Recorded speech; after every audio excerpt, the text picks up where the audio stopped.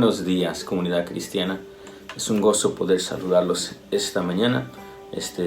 Hoy seguimos con una mañana en los Salmos y vamos a seguir con el Salmo 3. Así que lo invito a que tenga su Biblia abierta en el Salmo 3, tenga su cafecito al lado o su té y algo con quien escribir, porque la meta de esto es simplemente darle herramientas que hemos preparado para poder estudiarlo más profundamente en casa. Pero esta mañana en los Salmos vamos al Salmo 3. Lo invito a que leamos los primeros versículos conmigo. El salmista David, quien es el escritor de este salmo, comienza: Oh Jehová, cuánto se han multiplicado mis adversarios. Muchos son los que se levantan contra mí. Muchos son los que dicen de mí: no hay para él salvación en Dios. Y luego hay una palabra que dice Selah. Selah. Y Selah, vamos a hablar brevemente para eso porque vamos a verlo repetidamente. Selah nos llama a una pausa o meditación. Precisamente no sabemos qué más significado pueda tener, pero sabemos que por lo menos es un tipo de pausa musical y es muy probable que nos lleve a una pausa con el propósito de meditar. Pero hablaremos más de eso, yo creo, cuando lo veamos continuamente en los salmos. Pero vamos a ver qué es lo que se acaba de decir en estos primeros versículos. Antes de comenzar con estos versículos, sí quisiera darles unas herramientas. Primordialmente la primera herramienta para poder entender el Salmo 3 y el resto de los salmos. La primera, para entender el Salmo 3, recordemos las verdades del Salmo 1 y 2. No sé si se recuerda, pero les he mencionado que en los salmos, el Salmo 1 y 2 son las llaves para entender el resto de los salmos.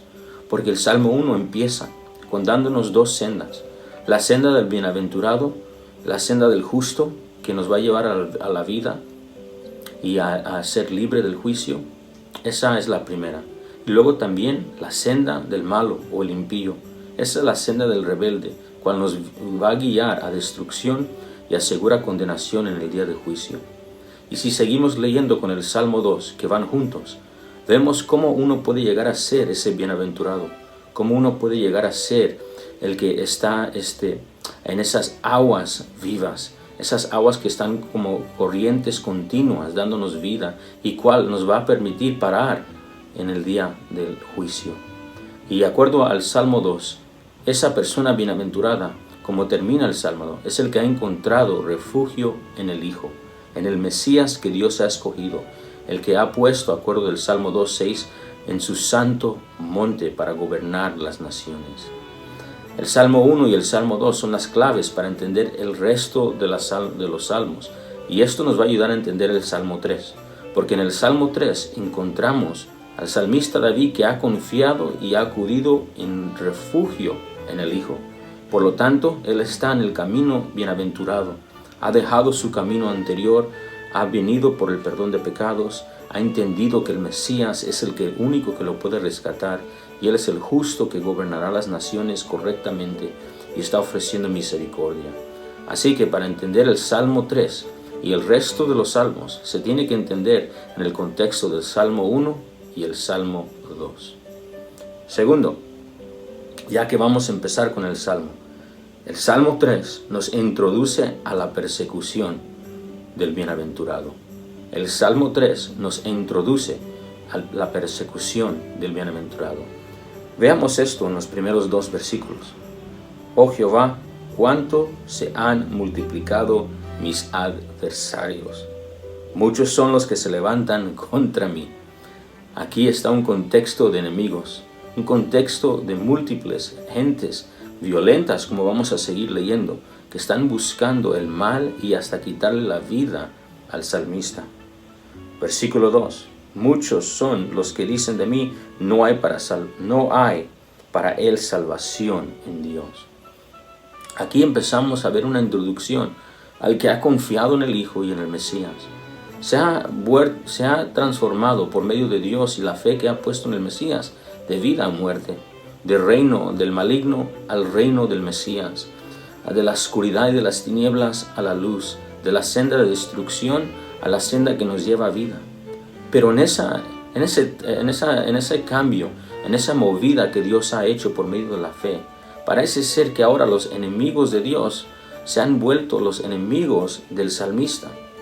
Los que se oponieron a Dios en el Salmo 2, ahora se están oponiendo a todos los que son de su reino. Y aquí encontramos esta persecución. En particular, si usted lee el versículo 0, y el versículo 0 simplemente es una introducción que empieza antes del versículo 1. No todos los salmos lo tienen, pero usted va a leer a veces, este es un salmo de David, o un salmo de Asaf, o un salmo de Moisés, cuando él salió el pueblo de Israel de Egipto. Va a encontrar introducciones, y esas introducciones son muy importantes porque nos permiten saber un poco del contexto y así poder entender el salmo. Pues el Salmo 3 nos da ese contexto, y en el versículo 0, la información que se nos da antes del versículo 1, escuche esto conmigo. Salmo de David, cuando huía delante de Absalón su hijo. Aquí está el contexto de los enemigos que el David está hablando en el versículo 1. Son enemigos que han surgido de su propia casa. Absalón es su hijo. Si usted quiere leer más sobre esta persecución y este ataque de su hijo, la traición que hizo Absalón, puede ir a 2 de Samuel, capítulo 13, y seguir leyendo hasta más o menos el capítulo 17 y el 18. Ahí en 2 de Samuel, lee esta persecución de su hijo. Lee cómo él se opuso en contra de su papá, lo traicionó y hizo un motín en contra del reino. Aquí vemos que el salmista está en un contexto de persecución y enemigos que vienen de su propia casa. Esto me recuerda mucho de lo que el Señor Jesús nos dijo cuando Él dijo que Él vino no a traer paz sino a dividir, y dijo que los enemigos de sus discípulos iban a ser de su propia casa. El punto que quería dar Jesús es que al seguir a Jesús, aunque Él vino a traerle paz al mundo, automáticamente también causa división. O sea, cuando uno viene al Mesías, automáticamente deja a la vida pasada, automáticamente pasa de muerte a vida, de tinieblas a luz. Y ya los enemigos que se oponen en contra de Dios, ahora te ven a ti como amenaza, te ven a ti como un enemigo ellos mismos. El Señor Jesús también nos enseñó, le dijo a los discípulos que si lo odiaron a Él, te van a odiar también a ti. Si lo persiguieron a Él, te van a perseguir también a ti. Y esto es algo muy similar que estamos viendo en el Salmo 3, y va a ser un tema que va a ser desarrollado en los Salmos, la persecución del bienaventurado. Así que esto trae un poco de alarma. Esto es un poco espantoso y tal vez puede traer un poco de temor al saber que las decisiones que hemos hecho en seguir al Mesías y confiar y tener refugio en Él, ahora están trayendo como consecuencia un rechazo y menosprecio de las naciones y del mundo. Esto nos lleva a la tercera observación del Salmo 3. Cuando leamos el Salmo 3, vamos a ver que el punto grande es el siguiente: confiar en Dios y su Mesías en medio de nuestras aflicciones. Esto es lo que vemos en el Salmo 3. Lo voy a invitar a que lea conmigo el versículo 3 y 4. Mas tú, Jehová, esta es la respuesta del salmista al saber que está rodeado de enemigos. Mas tú, Jehová, eres escudo alrededor de mí, mi gloria y el que levanta mi cabeza. Con mi voz clamé a Jehová y Él me respondió desde su santo monte. Esta es la respuesta del que ha creído genuinamente y ha confiado en Jehová y su Mesías. Y quiero que note algo muy importante en el versículo 4. Dice, Él me respondió desde su santo monte. Esta palabra es muy clave porque se usó en el capítulo 2, versículo 6. ¿Se recuerda de esto en el Salmo 2? Cuando Jehová le responde a los rebeldes y dice, yo he puesto mi rey sobre mi santo monte Sión. Eso es el capítulo 2, versículo 6, cuando Dios presenta a su Mesías. Y aquí vemos en el Salmo 3 que el salmista se está recordando de esa verdad. Se está recordando que el que va a reinar sobre las naciones no serán las naciones rebeldes, no serán los enemigos de Dios, sino el Mesías que Dios ha escogido. Y aquí en el Salmo capítulo 3, versículo 4 dice, con mi voz clamé a Jehová y él respondió desde su santo monte. Y otra vez, Sila. Meditemos en eso. Meditemos en eso. El salmista ha confiado en el Rey soberano de las naciones, el que va a heredar todo, el que vence el pecado, la muerte y todos los enemigos del pueblo de Dios. Este es un buen lugar para confiar. Y esta persona, el Mesías, que nosotros conocemos como Jesús, Él va a reinar y va a traer la herencia, o más bien va a conquistar su herencia y la va a entregar a su pueblo.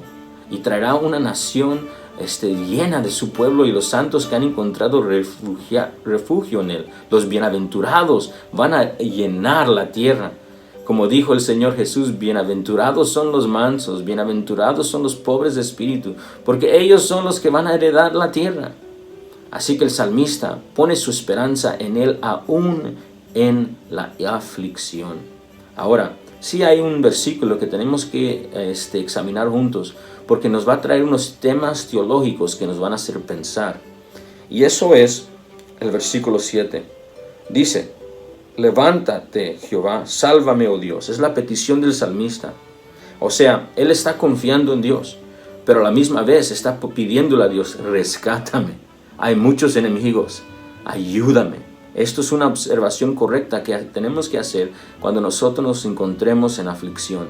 Confiar y acudir y pedirle al Señor por su divina misericordia y ayuda en nuestra aflicción. Pero lo que quiero que veamos es lo que Él dice siguiente, porque esto ha traído mucho alarma a la gente y a los hermanos que hemos leído este texto.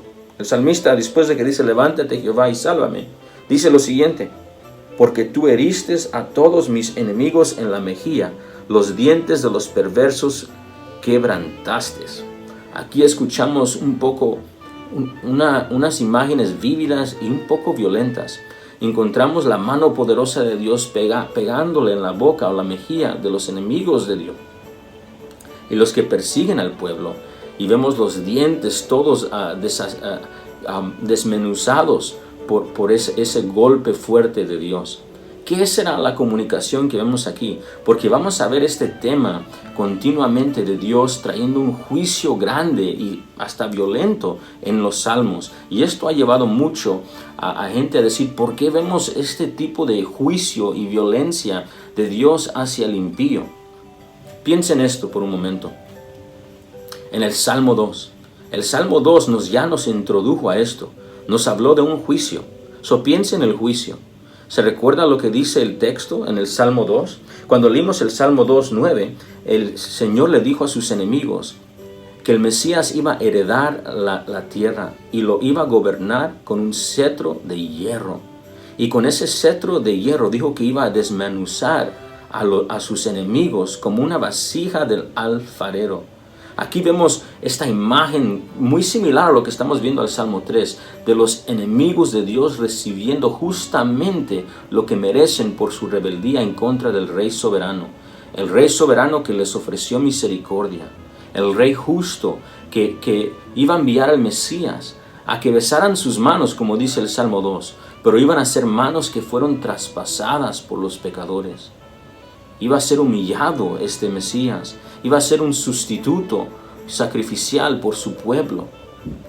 Así que lo que estamos viendo cuando vemos este lenguaje de que Dios va a le va a dar un golpe a los enemigos en la mejilla y los dientes de los perversos se van a quebrantar. Primeramente tenemos que pensar en esto. Esto es una advertencia del juicio que Dios va a traer seguramente a los impíos que merecen este juicio y que han rehusado besar las manos traspasadas del Mesías. Y esto, amados, no es incorrecto o injusto de Dios. Merecemos esto y Dios nos ofrece misericordia.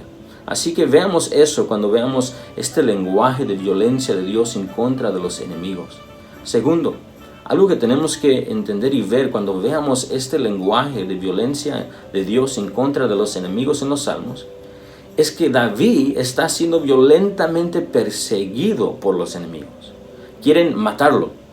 ¿Se acuerda? Saúl tira su lanza con la intención de matarlo. Saúl va, mata a los sacerdotes buscando a David y no los encuentra y mata a todos los sacerdotes que están en su vista, sacerdotes de Dios, quiere matarlo. Y aquí vemos a Absalón encontrando un gente, haciendo motino para buscar a David, quiere matarlo. Y si vemos lo que hizo Absalón con las concubinas y las esposas de David, vemos que él no tiene intenciones ningunas buenas, todas son de violencia y malo. Ahora, digo esto, porque cuando pedimos por la ayuda de Dios, a la misma vez, cuando Dios venga a traer ayuda, tiene que traer el juicio. Lo que estamos viendo, un ejemplo que me ha ayudado a mí mucho, imagínese esto, imagínese que alguien, un enemigo viene a su casa, rompe su puerta y hay muchos enemigos, tienen bates y fierros y empiezan a lastimar a tu familia, los empiezan a causar violencia en ti. Tú no deseas que ese enemigo vaya al infierno, seguramente no, pero sí vas a desear que Dios te rescate a ti, rescate a tu familia de esa violencia y traiga un juicio hacia la persona que está trayendo este mal para que pare la violencia. En una manera muy similar, lo que está sucediendo en este salmo, cuando vemos a Dios quebrantando en la mejilla, pegando en la mejilla y quebrantando los dientes del enemigo, es Dios diciendo, ayúdame, la violencia es muy grande, mira la violencia que me están causando, Señor, rescátame. Para esta violencia inmediatamente y pon a mis enemigos fuera de mí, para la violencia que está ocurriendo en este momento. Eso es lo que estamos viendo más o menos en los salmos cuando veamos este tipo de lenguaje. Hay mucho más que decir sobre esto, pero por el momento ojalá que empecemos a mojar los pies en los salmos y esta teología que vemos acerca de nuestro Dios justo, trayendo juicio a los enemigos. Ahora, el Salmo 3. Ya vimos de qué se trata. El tercer punto de recordatorio es que el bienaventurado tendrá que seguir confiando en Dios y su Mesías, el Señor Jesucristo, en su aflicción. Una pregunta que podemos hacer para terminar este Salmo 3 es: ¿dónde encuentras tu refugio cuando viene la aflicción? Porque como vimos en el Salmo 3 y como vamos a seguir viendo en los Salmos, aflicciones van a llegar al creyente. Derrotas, enemigos, persecuciones fuertes, lanzas. Vamos a ver esto continuamente. Vamos a ver escarnecedores buscándonos. Pero ¿dónde iremos nosotros en la aflicción? En los momentos que nos encontramos en este tiempo, hay aflicción actual.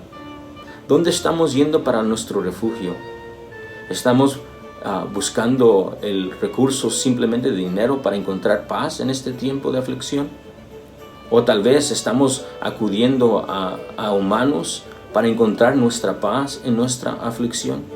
¿Estamos dependiendo simplemente en los médicos para traer paz a nuestro mente y corazón en la aflicción? ¿O los gobernantes? Porque el salmista fue a confiar en su Dios y en el Mesías. No ha cambiado su posición de fe en el Mesías cuando llegó la aflicción. Algo que veo aquí, un llamado a mí y un llamado a usted creyente, es: has puesto tu confianza en el Mesías. No te muevas de tu posición. Las aflicciones llegarán, pero al fin el Mesías va a reinar. Ha conquistado todos los enemigos, la muerte y el pecado, y el fin del creyente es glorioso. Nueva Jerusalén, nueva tierra. Seguimos leyendo las promesas que le pertenecen y la herencia que le pertenece al Mesías, cual Él les da a su pueblo. Cuerpo glorificado, una resurrección de los muertos. Vemos un lugar donde ya no hay llanto, donde no hay dolor, donde ya no hay esta batalla del peleando continuamente con deseos pecaminosos, y el Señor termina la obra perfecta que Él comenzó. Hay mucha esperanza en el Salmo 3. Cristiano, siga confiando en Dios en su aflicción.